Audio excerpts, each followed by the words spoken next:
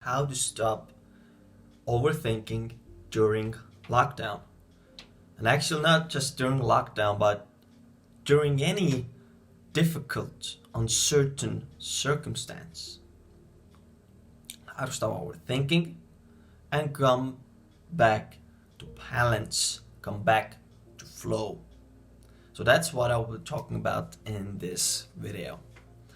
So the first major thing I want to share with you is that we gotta change the way we approach uncertain times, the way we approach adversity, problems, challenges. We gotta first change our attitude towards this. So let me present the way you might want to look at challenges from now on. Adversity, challenges, problems, difficulties are actually a blessing in disguise. Okay? Right now, you might be having a difficult circumstance, you're in lockdown, you have a potential of losing maybe your job, your home. Okay, things are uncertain. Maybe you already have lost something. Okay, so maybe you have bought into an idea that this is bad, and you're like, why is this happening to me? Why is life so unfair? You're thinking about how other people did you wrong, how life is so unfair, why it isn't so unfair. You're coming up with all these reasons why you should be the victim, why life is hard. Actually, you are not coming up with those. The mind is coming up with those. Okay? And let me show you why the difficulties in your life are a blessing. So, adversity, it might not be pleasant. It might not feel good. Okay? But that's the point. That's the point. When you always feel good, you're in your comfort zone, then you stay there. Just recognize right now that you grow when you are put into challenging times, when you experience negative emotions. Right now, it's overthinking and probably negative emotions that are with it. And that led you to searching for better ways of living, healthier ways of living, right? And that might lead you to something beautiful called a spiritual practice, meditation, acceptance, letting go, right? All these teachings which lead to a life of more peace, more happiness, joy, creativity, life of more enjoyment. But notice it all started from adversity. It all started from adversity. So the current challenge you are having, life is trying to show you a better way. Anytime a problem comes, the support also comes, but you have to be receptive. You can't stay stuck in your mental victim dialogue. It doesn't have to be victim dialogue, but any dialogue. You're stuck on, worrying about the future, what might happen, what you might lose, right? You gotta come back into flow. You gotta stop overthinking, and that's what I will teach you to do right now. So let's say that you have a potential of losing your job. You might lose your job, you might make less money, whatever. There's a potential of loss, okay? And a thought comes up that says, let's see, I have my notes here, that says, what if I lose my job? What if I lose my job? And with the thought comes fear, strong negative emotion, fear. Maybe it's anxiety for you. Whatever, just strong negative emotion arises with it. Okay?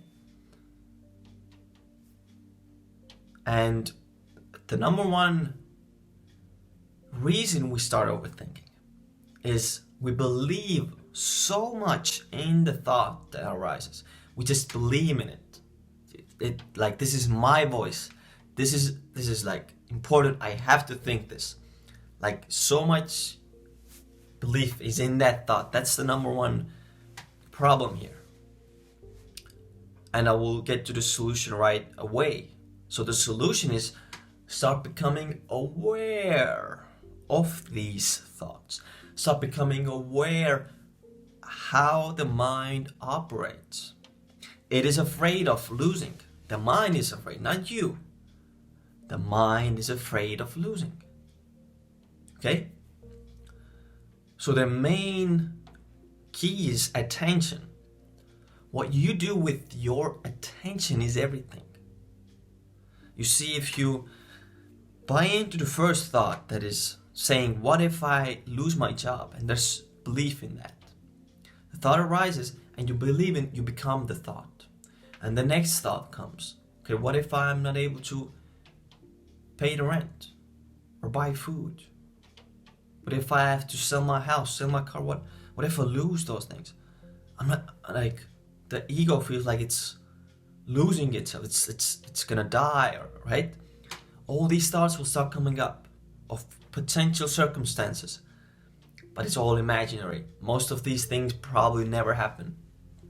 So it's just psychological suffering. So if you keep feeding these thoughts, you keep feeding an underlying emotion, the strong emotion that is here. And if you keep feeding the emotion, then these thoughts keep and keep running. Even if the mind calms down, you still cling on to the fear. And then the fear again comes up with those thoughts, and again you overthink, and this loop goes on and on and on. Okay? So what I advise you to do, if there's a strong emotion, okay?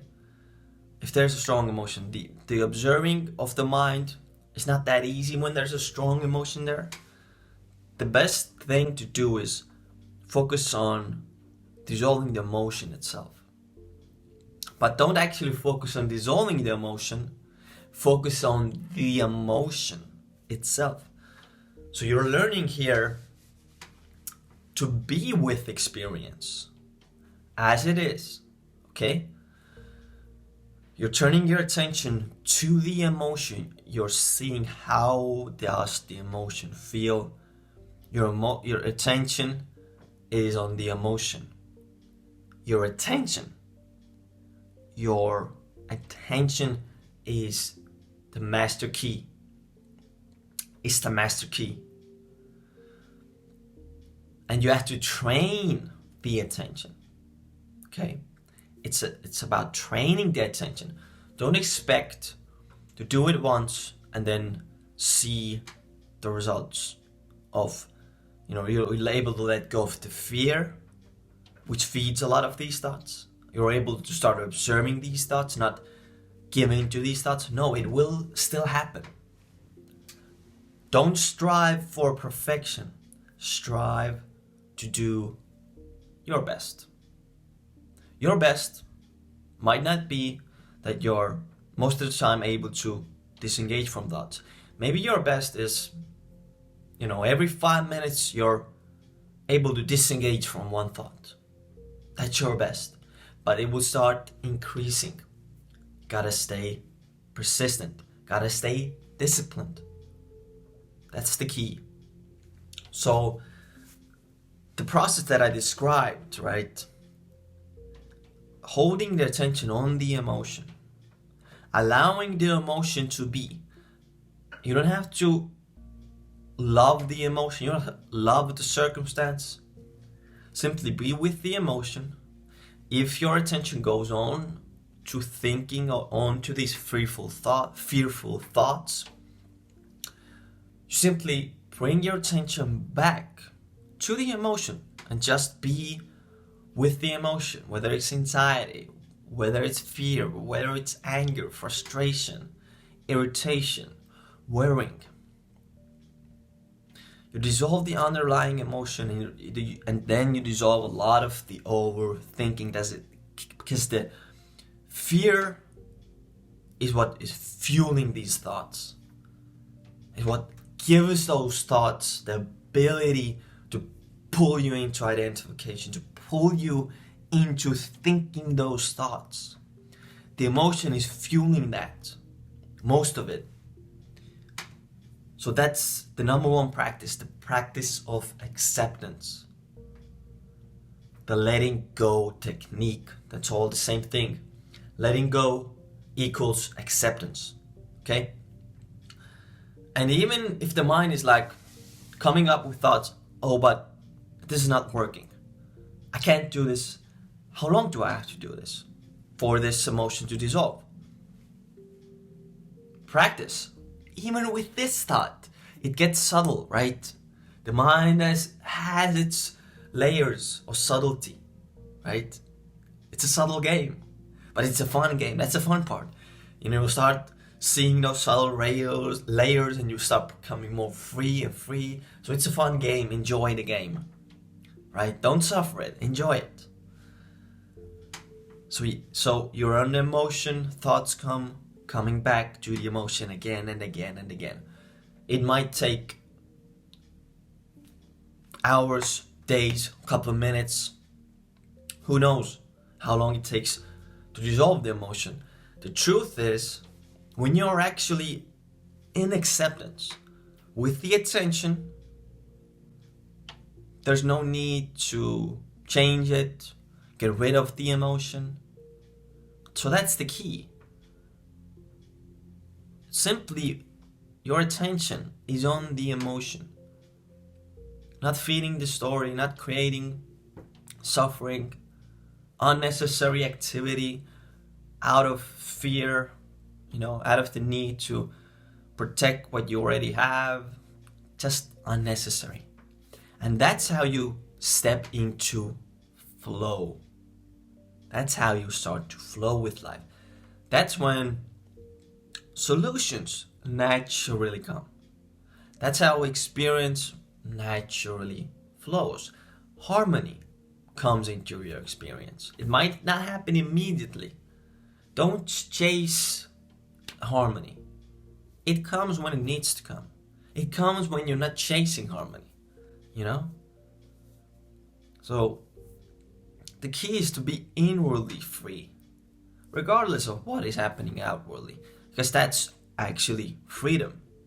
External circumstances, they always change, but if you create the inward change where you're able to live in acceptance no matter what is going on outside. So that is true freedom. If you haven't subscribed to the channel. Also like the video to support this channel. If you like the video, more people will see the video. And if you haven't clicked the notification bell, then I highly advise that you hit the notification bell, because if you do that, you actually see when I upload a new video. When I upload a new video, you might not see it because YouTube might not show it to you on the YouTube page. And remember, difficulties and adversity is a blessing in disguise. So use it to grow. Wishing you all the best. See you in the next video.